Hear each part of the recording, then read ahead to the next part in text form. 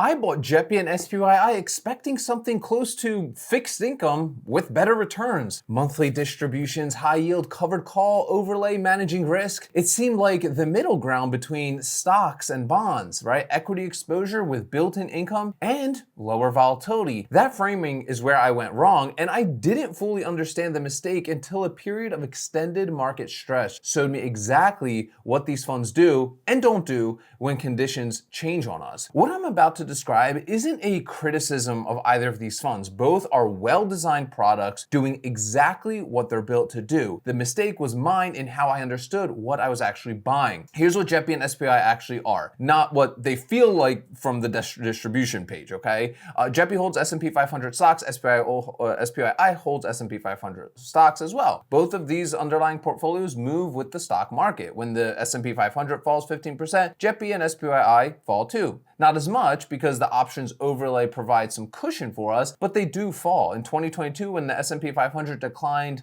18% for the year, JEPI fell roughly 3.5%.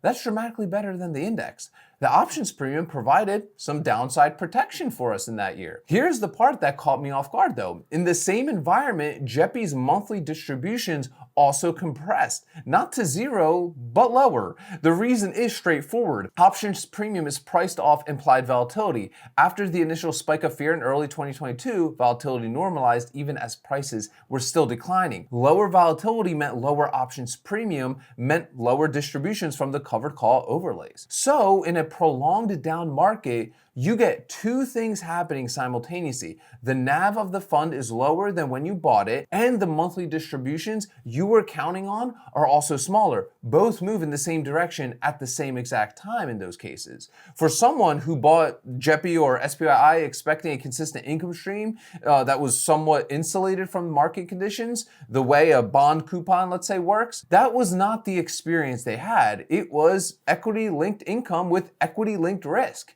But here's a framework shift that changed at least how I understand these funds specifically. There are two categories of income that behave very differently under stress. The first is contractual income. A bond pays a fixed coupon regardless of what happens to the market, right? The payment is contractual. The company owes it to you. Market volatility doesn't change, right, that.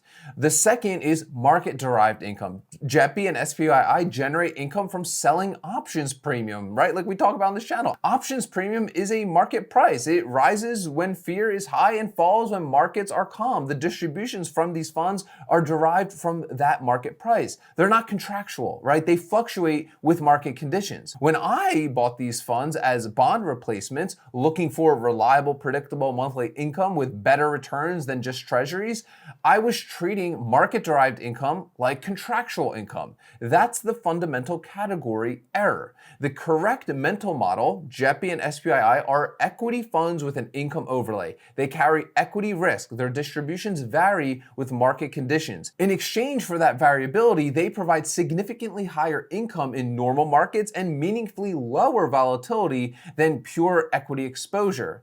That's a genuinely good trade for the right person, right? It's the wrong trade if your purpose was stable, predictable, bond-like income though. Now on this channel, we talk a lot about selling options on our own dividend, high-quality companies. If you are interested in that training, it's only 90 minutes long. You get my 15 favorite stocks under 30 bucks, my 2 premium calculators, and my full trade lock template. If you're interested in that, click the first link in the description of today's video. But let's talk about the simultaneous double dip hit.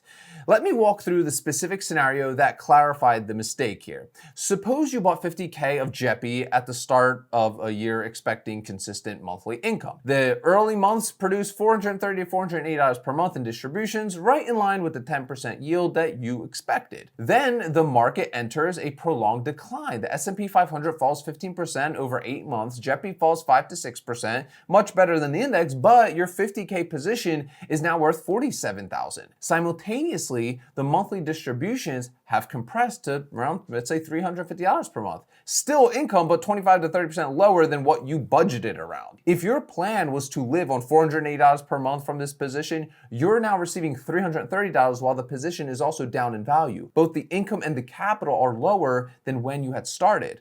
For, let's say, a retiree or anyone depending on this income for fixed monthly expenses, that combination creates some real planning stress. The bond coupon doesn't do this. The bond pays $480 whether the market is up or down. Let's talk about this volatility paradox a bit. And here's the specific mechanic that makes this, counterintuitive kinda. JEPI and SPYI benefit from elevated volatility in terms of distribution size. When volatility spikes, usually because the market is falling sharply, options premium is expensive and the funds collect more of it, distributing more of it to us shareholders. But a brief spike in volatility followed by normalization is different from sustained market decline. In 2020, volatility spiked dramatically for 6 weeks and then normalized. JEPI-like strategies did well in that kind of environment, right? They collect premium during the spike, experience minimal sustained decline. But in a slow grinding bear market like 2022, volatility remained moderate even as prices declined steadily. The prolonged decline hurt NAV. The lack of volatility spike kept distributions below what a fierce spike environment would have produced. Both pressures ran simultaneously rather than offsetting each other. But let's talk about where this leaves the funds in our portfolios. The right role for JEPI and SPYI isn't bond replacement, right? It's equity income supplement, okay? In a portfolio designed for long-term wealth building, they belong as the income layer, like we talk about here, above the equity core, generating monthly cash flow during normal market conditions, with the understanding that in adverse market environments, both the income and the value will decline just less than the equity index alone. For someone who has, long-term equity exposure through SPY and QQQ accumulation, JEPI and SPYI sit on top of that and generate monthly income while accepting the same equity market risk with reduced volatility.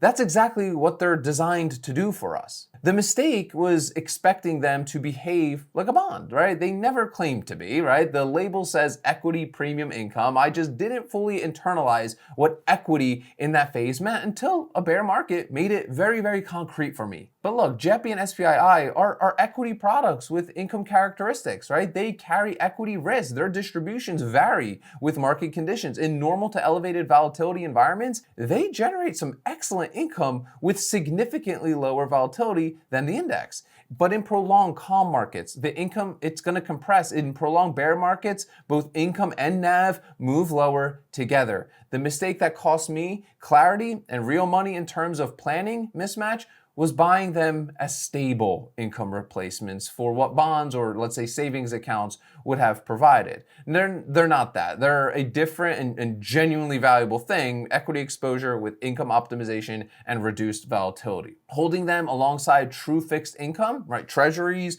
bonds, short duration bonds, creates a portfolio that actually has both, right? The contractual stability of fixed income and the income optimization equity exposure of these funds. Neither alone is complete. I got some questions for you guys, as always, in the comments section. Always great combos down there. Number one, when you first bought JEPI or SPYI, did you think of them as equity funds or as income funds closer to like bond behavior? And did a market downturn reveal the distinction the way it did for me years ago? And number two, are you currently pairing these funds with any fixed income that provides the stable, non-market correlated income that they just cannot provide? Let us know down below. And if you're a beginner just getting started with all this, I want to invite you to the Ark Options workshop. It's only 90 minutes long. I break everything down in plain, easy to understand English. You get my 15 favorite stocks under $30, my 2 premium calculators, and my full trade lock template. You can register for that training by clicking the first link in the description of today's video. Guys, as always, sell options, collect premiums, repeat. I'll see y'all tomorrow.